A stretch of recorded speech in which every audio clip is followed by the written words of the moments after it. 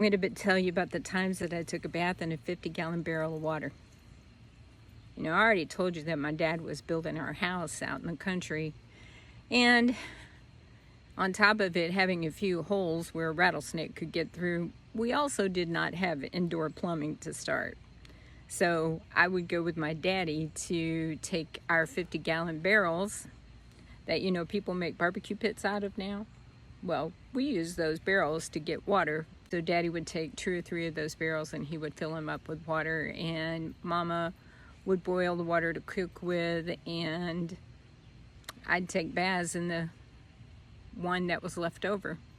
Now, I don't remember anybody else taking a bath in the barrel, but I thought it was kind of fun. You know, we're out in the middle of the country. My parents had about 10 acres of land. There was nobody around.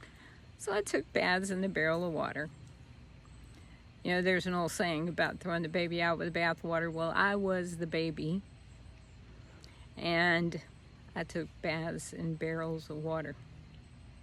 Now, later on, it wasn't as fun as I thought it was. It was downright embarrassing, and I got embarrassed easily. My parents didn't have much money. I got 1 new pair of shoes each year, and we would get it from Payless. And I made the mistake one year of telling some of the girls that I went to school with that I got my shoes at Payless. I became the laughingstock. And I didn't always smell as nice as I could because we didn't have running water at the house. So it wasn't too long before I became the object of bullying. But for some reason, it didn't bug me that much until they started calling my home. They would call me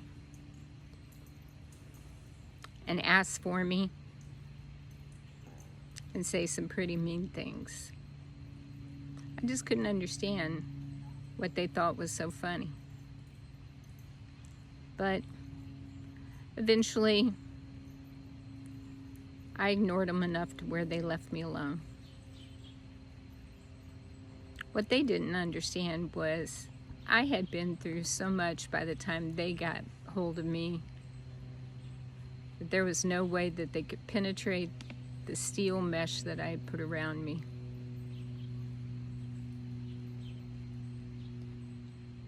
I made a point of making sure that they never knew they got to me. Never. It made me stronger. But that doesn't happen for everybody who gets bullied, I can assure you. Later on, when I joined Classmates.com, one of those girls got wind of me being on, and they reached out to me privately. They had learned that I had gotten a pretty high-ranking position where I was working, and somehow they just wanted to chat now. I only had one thing to say, that I wish you well, and that if you have children, I hope that they never encounter anyone like you,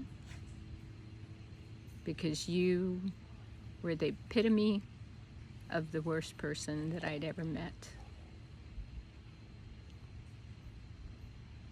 And I don't feel bad about it.